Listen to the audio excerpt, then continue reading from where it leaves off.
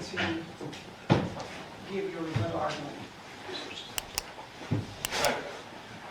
Ladies and gentlemen, because the state has the burden of proof, they are allowed to open and close the closing argument.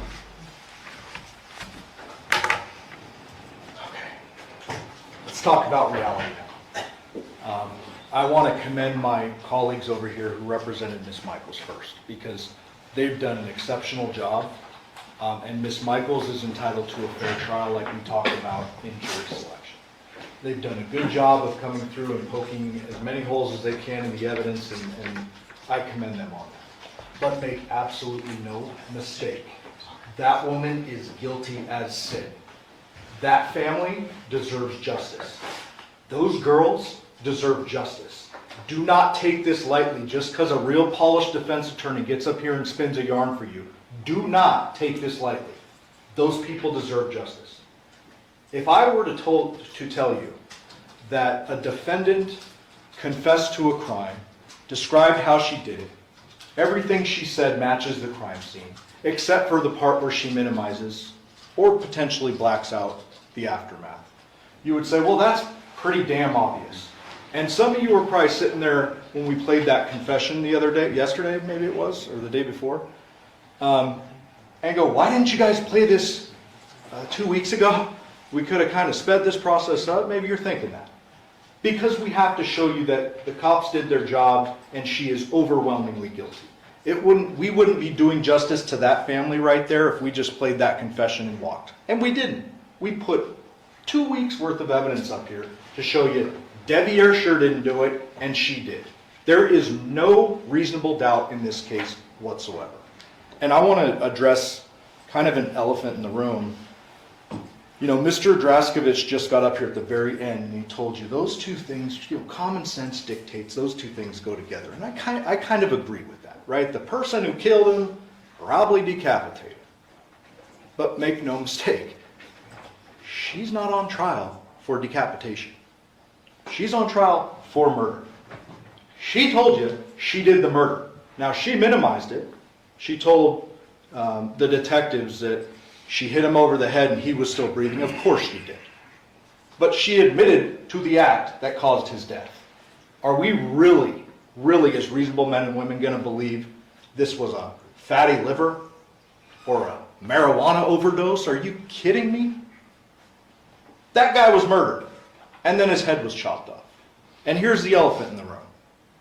I don't care if you for some reason believe Devyn somehow snuck out of his home like a ninja, crossed town, and cleaned up the job. I don't care. She's not charged with decapitation. Look at the pleading document. She's charged with killing John. That is it. That is your job. Did she kill him or not? And the answer is absolutely yes. I need to show you a couple instructions because they're important. Bear with me. I know you're probably tired because we all are. But this is too important to just gloss over. This is the beyond a reasonable doubt instruction. Mr. Draskovich addressed it. I want to tie this into another instruction. Doubt to be reasonable must be actual, not mere possibility or speculation. Instruction 31, direct versus circumstantial evidence. The top part is really important. I'm going to address that in a minute, but this one down here that's underlined is also important. You must not speculate to be true any insinuations suggested by a question asked the witness. So a question is not evidence and may be considered only as it supplies meaning to the answers. So everything Mr. Draskovich said through the course of this trial was a question, right? It was a question.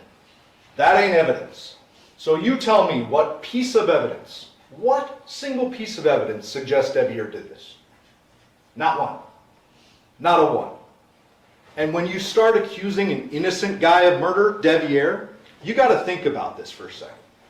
That young man was taken advantage of. And like Miss Griffith said, it's not like he wasn't enjoying it and liking it and into it. No doubt. Mr. Draskovich in his opening statements suggested that Ms. Michaels has a history in the adult film industry. Did you ever hear me ask that? No. Did you ever hear me or her mention that? No. Because Mr. Draskevich is right, she's not on trial for having a past. Doesn't matter. The only reason that does matter is because it dictates that relationship with Devyn a little bit. It colors it. She is an experienced woman, much older than Devyn. He's a young knucklehead, and I would submit to you that when you heard from him, no disrespect, but that guy's not a criminal mastermind. He's not somebody who snuck out the back of the house, evaded all cameras, left his phone behind because he was thinking ahead to what he was going to do, somehow made it all the way across town, even though he didn't have his phone to contact anyone. There's no Uber notifications or pickups or anything suggested. There's no calls, no texts, nothing after 11 o'clock. So who did he contact and when? There's no evidence that Devyn was involved in this. None. There's actually evidence to clearly refute it. You heard those voicemails, and we can agree those little girls they're precious, they're adorable. Those voicemails eliminate this alternative suspect, which I will refer to as a scapegoat, because that's what's happening to him. He's being scapegoated, and it's not right. Those little girls said on those voicemails what Devyn was doing. He was knocked out, probably passed out, if we're being honest. And you didn't hear any other voicemails afterwards. You saw more calls from the landline. If Devyn had got up and snuck out, because we know the one little girl is awake and panicking and like scared, and where's mommy? She should have been home a long time ago. Where's mommy? Wouldn't there be another voicemail where they're calling going, Devyn left us? Like, really, Mom, where are you? Of course there would. Of course there would be. And there isn't. That's because Devyn was home. And you know that because he texted and he said, I'm going to sleep. He's no criminal mastermind. His phone is at home. There's no evidence his vehicle's left. There is zero evidence that Devyn is involved in any way. Zero. And so Mr. Draskevich brought up a good point with the instruction that Ms. Michaels is the only one on trial. That's instruction number 36. I want you to think about this for a second before you let a guilty person walk. Okay? Think about this. Imagine if I were to stand in front of a bunch of jurors and try to prove Devyn's guilt. Imagine that. That's not what we're doing here. That's not what this is about, but imagine that for a second. Can you think of a single piece of evidence I could, with a straight face, present to a jury and say Devyn did this? A single piece? Other than speculation and really good questions by a really polished defense attorney? There is not a piece of evidence. I would be laughed out of the courtroom if I tried to prosecute Devyn for this homicide. Because he didn't do it. He had no reason to do it. Go look at the text messages between him and his dad. We included a bunch of them. Did he worship the guy? No. Did he hate him? Who cares? He didn't kill him. There's no evidence to suggest it. He says throughout the text messages to his dad, hey, what's up? You'll see it. There's like years of it. There's 2 years of it. And then those texts that Mr. Draskevich just showed you with the devil shit, I would submit that's a reasonable thing when you learn that your son is having sex with your ex or is married to her. That's reasonable. But then, they left out a text that's right after that where dad is reaching out to Devyn like months later saying, hey. This wasn't some big, rift, homicidal relationship between dad and son. Now, when you're thinking about motive like that, you've got to think about this defendant. She told you in that interview with Detective Lina and Christopher why she did it. She said it clear as day. I didn't think he was really going to move in. The walls were closing in on her, and she made a real horrible decision. A real bad decision. She said that she very specifically got up. He was down on the bed getting a massage. Got up because she was a little pissed off, I think were her words. Maybe don't quote me on that, something like that. Walked across the room, grabbed this heavy blunt object, bashed him over the head, and he went limp. That's a confession to homicide. Okay. On top of that, she told a DFS worker, when you're thinking about motive, in the context of losing her children and homicide, specifically, which she brought up, she said she had to do it. She had to do it because that's how she felt. And I'm going to answer, or try to answer, a couple of unanswered questions for you. We all get this evidence before trial. You know, we're all obviously somewhat prepared. I'm not like tooting our horns, but we're prepared. We know the evidence when we come into this case. There were clearly going to be unanswered questions in this case, right? There's a missing head. There's a missing murder weapon. There's missing implements, no doubt. But think big picture, forest from the trees. Think about reality, right? Criminals ditch murder weapons all the time. Criminals try to cover up what they've done all the time. Just because she ditched the head and therefore the doctors can't confidently say what injury did it, does that mean she gets a reward? Like, does she get to benefit from the actions she took to cover up? Of course not. Does that mean we can't convict her of murder? Of course not.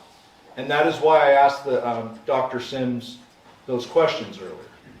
I didn't challenge his credentials. Like, I've dealt with him on cases before, as you probably noticed, and he's a smart enough guy. He's very educated. But he's not disputing that a blunt blow could kill a man, right? He is saying exactly what Dr. Yagi said, the decapitation is post-mortem. And you know what he didn't say, which should be very notable for you? That there were other bleeding injuries on the body, including the hand, right? Because there weren't. He didn't say that because there weren't any bleeding injuries to the body except for up here. And that's how we know she did it. That droplet of blood, you can go back and forth about the DNA analyst not confirming it's blood. Well, DNA analysts actually look at DNA profiles. And DNA is in every single cell of your body, including your blood. And so no, a DNA analyst is not going to come in here and say, John's blood was on the phone. She's going to say, John's DNA was on the phone because she's a DNA analyst. That's what that is.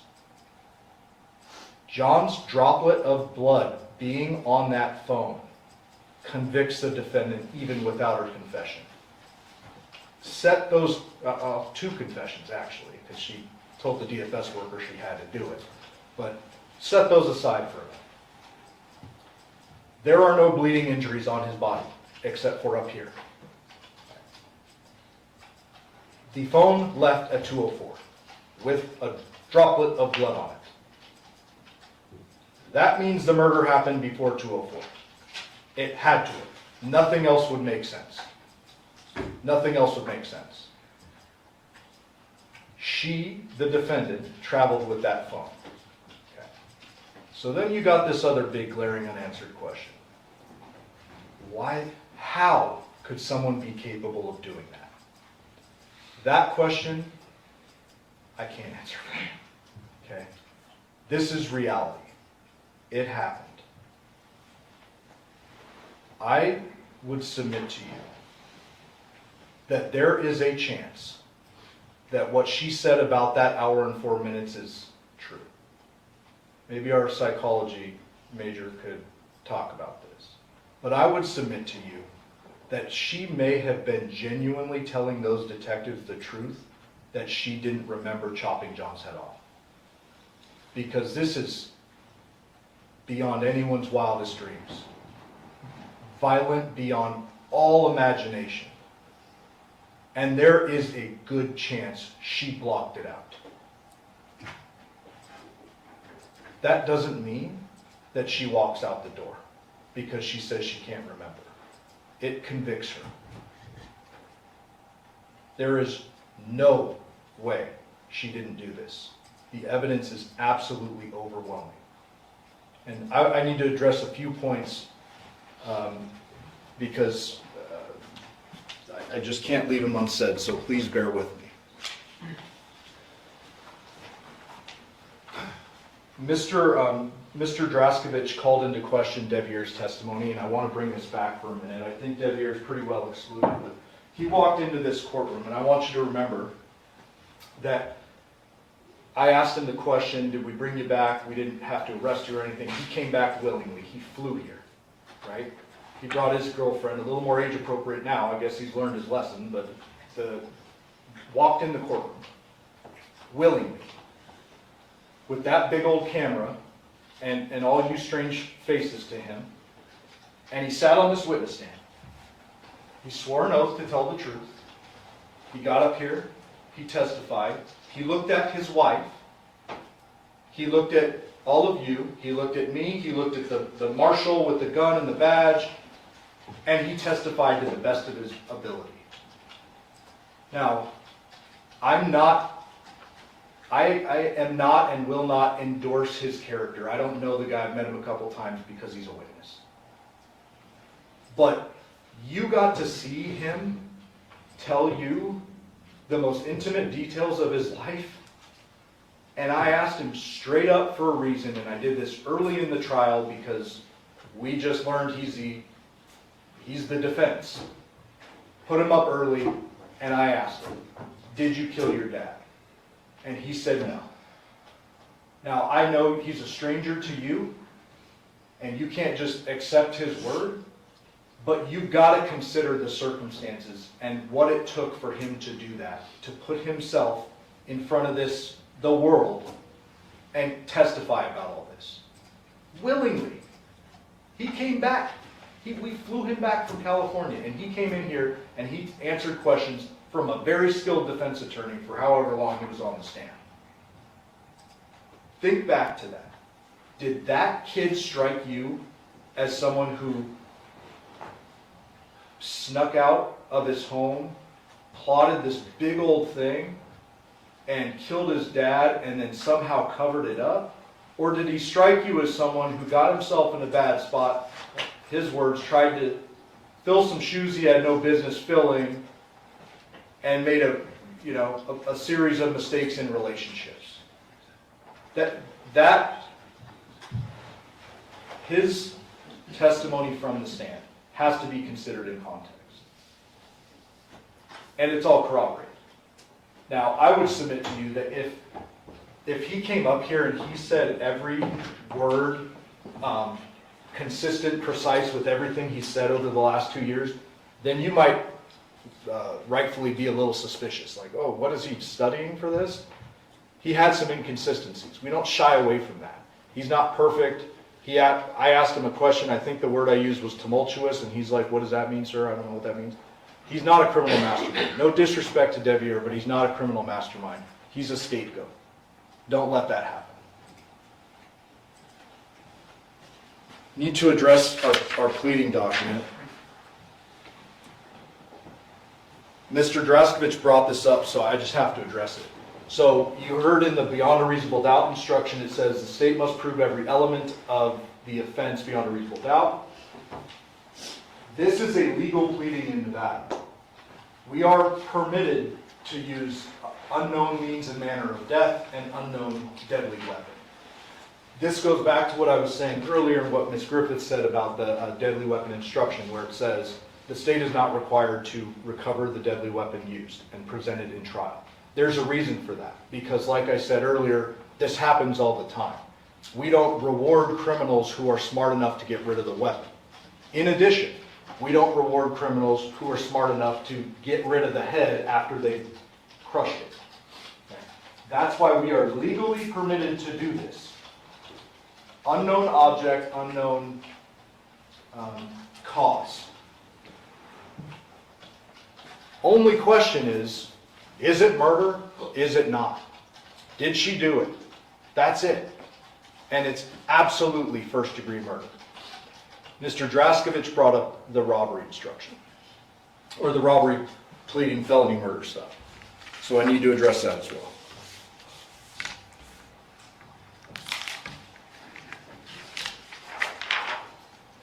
Instruction 18.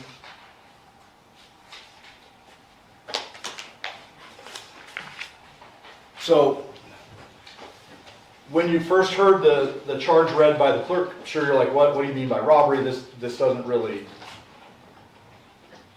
it doesn't really make sense. This doesn't really seem like a robbery, but bear with me a second. Taking property by means of force is a crime. The motive and reason behind it is separate. So yes, she took his wallet, his keys, and his social. We're not saying she took that for its value, right? It's not like the traditional robbery. The evidence says she took that for a reason, and it all comes down to one thing, and that's the girls. She took the Social Security card because she knew she had John out of the way, and she was going to make some changes and live the life that she wanted to live. So it is by law a robbery what she did. She killed someone, took their property, but we're not saying that she took the property to take the property. She took it because she wanted the girls and she wanted John out of her life.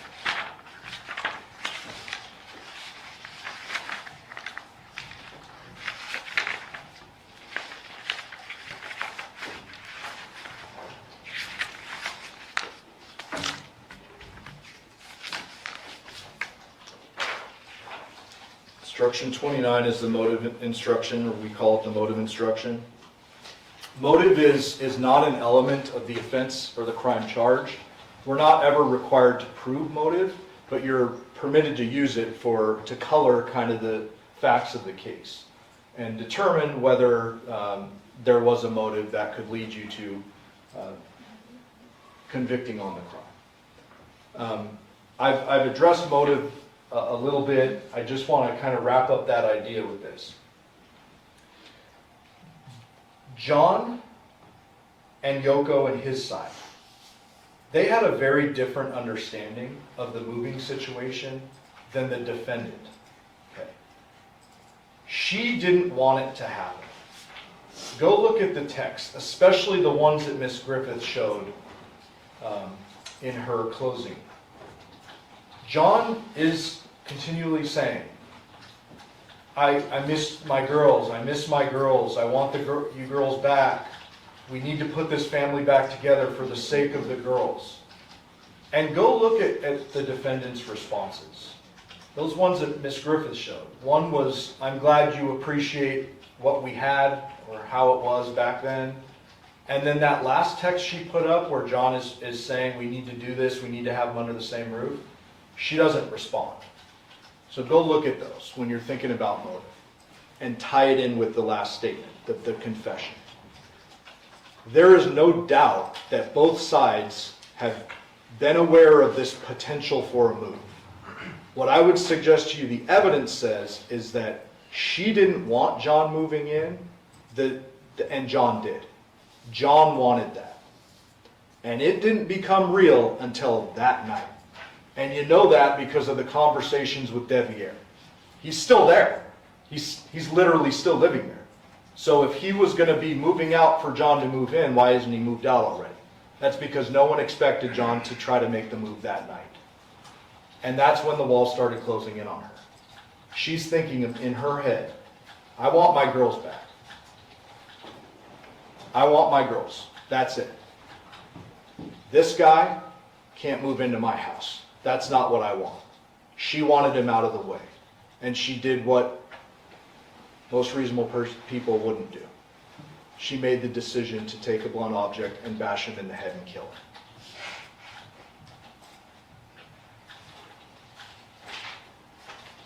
I want to address a few things with the defense expert.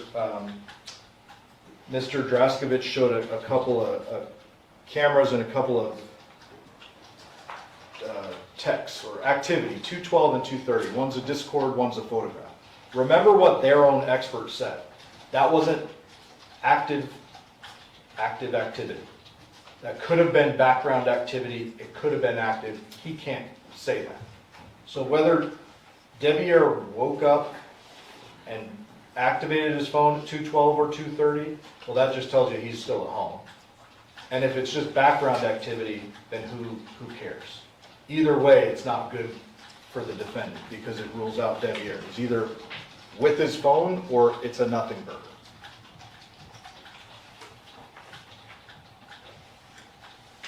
Mr. Draskevich talked about the boxer shorts being off, and I already mentioned this. The defendant may very well have blocked out what she did after she killed him. And whether she took the boxers off or not doesn't really matter. It's probably very likely that he was naked when they were having this massage situation, but the boxers being on scene have no real import in this case. Mr. Draskevich talked about the CVS pickup, and I got to address that. So he said, and he showed you the video, there's no blood on the defendant in that drive-thru. Now, we all watched it together. I don't see any blood from here up from what you can see. But do not forget, that shirt was never recovered. Neither were the shoes. Now, I'm not arguing to you or suggesting that I know what the defendant was wearing when she decapitated him. She could have been naked. She could have put John's shirt on. She could have changed her clothes, a number of things. But what I am telling you is that white shirt, from here up, maybe no blood on it, but it's never recovered. So we don't know if there's actual blood on it. Mr. Draskevich asked you a question, and I need to provide an answer. He said, is that a woman picking up this medication for her girls that's just done this, has the wherewithal to have just done this and go pick up medication? Yes. Yeah. That's reality. You heard the voicemails. The little girl was saying, you were going to get my medication. I'm not saying that the defendant is a bad mother. I will not say that. That ain't right. She took her children's father away. That's a bad thing she did. But did she care about her girls? Obviously. She stopped to get medication? Obviously. That doesn't exonerate her in any possible way. And neither does the post-homicide messages she sent to the victim's phone in the early morning hours. There's two very real explanations for those messages. Number one, you already know the extremes she went to cover up what she did to his head. She took it. That's extreme. She poured chemicals. She took a bunch of stuff from the scene, probably a towel too that was on top of him when she did the chopping. It's not outside the realm of possibility that she sent a text and made it look like she thought he was alive. That's certainly not unreasonable. The other explanation, as I've intimated to and pretty much said directly, is that she doesn't remember the real bad stuff, and legitimately in her mind, he was still alive after she hit him. Because from then on, she blocked it out. So take those text messages for what they are. They're either she's alibying herself or covering up, or she genuinely doesn't remember the wet work. That's what that is.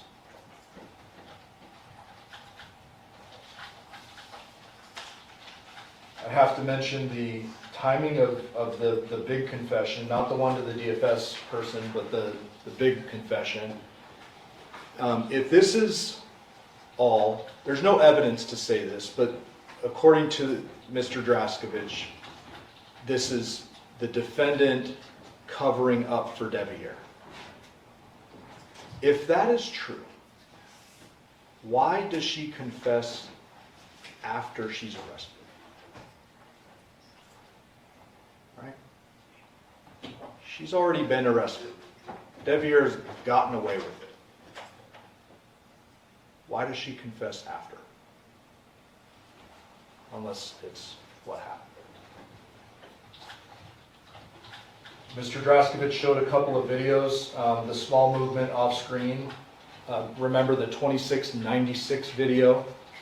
He showed the small movement off screen, and I believe he said, I'm sure it was just misspeaking, but I want to make sure it's clear. that that was the 204 movement. That was not. That, according to the detective, that was the 11 p.m. movement when it goes off screen. And we know that for a fact because the burla shows that exact movement at 11, or it's 11 or 11:04, I can't remember. The 204 footage on that video is when you can't see the car, it's already out of frame, but you can see the lights turn on and it leaves. And then that is also consistent with the burla, so just needed to clarify that.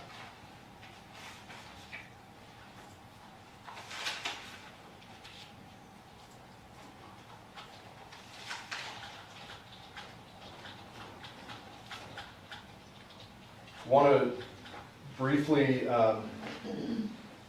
address the girls. So you didn't hear from them in this trial. You can probably imagine why we wouldn't want to put them through anything more than what they've been through. I would just ask you to, that's my decision. I live with that decision to not call them. But I would submit to you that you heard everything you needed to hear from the girls in those voicemails. Devyn was home. Devyn was asleep. That's it.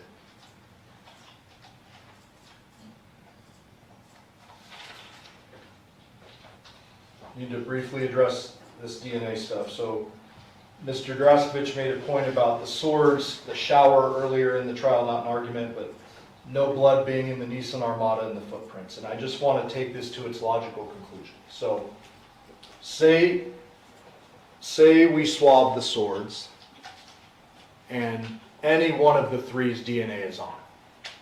What question does that answer for you that hasn't already been answered? If Devier's DNA is on it, it's, well, he's handled the swords before. If the defendant's DNA is on the sword, it's, well, she lives in the home, of course her DNA is on the sword.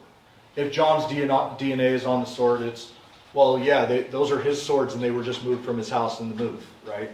That doesn't answer an actual question in the case. DNA being in the shower. The defendant's been to the home many times. Have we found her DNA in the shower? What is that going to change for you? Absolutely nothing. No blood in the Nissan Armada.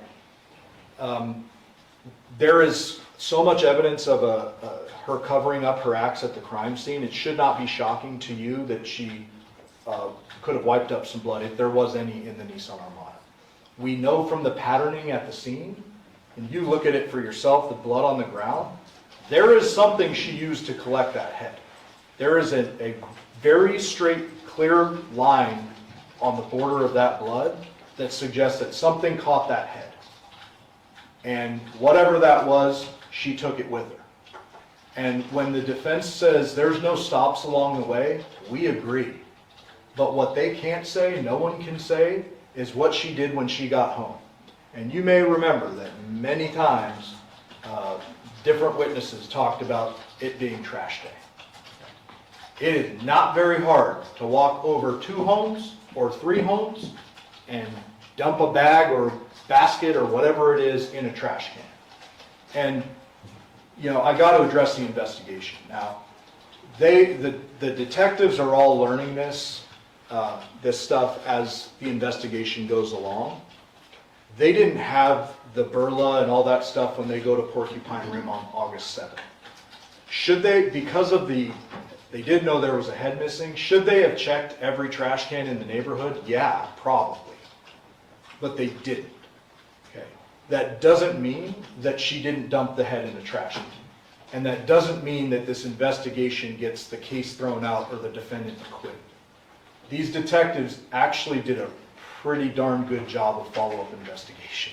When they suggested that she was the convenient shortest distance between 2 lines, I disagree with that. Because remember, they found all that stuff in her home on August 7th. All that stuff, highly suspicious, blood on the phone. Did they arrest her then? No. Could they have? Yep. They didn't. They went and did mountains of follow-up investigation. All of that confirmed the suspicions. and then she confesses after she's arrested.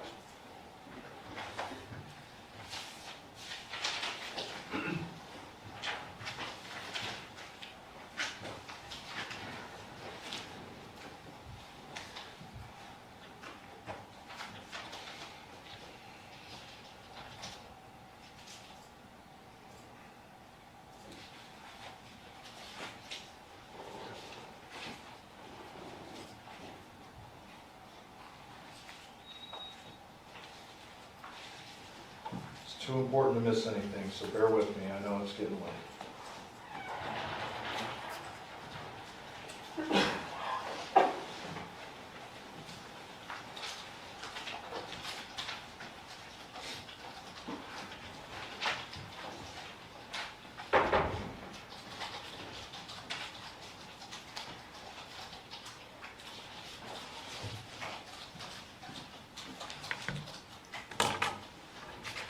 Almost.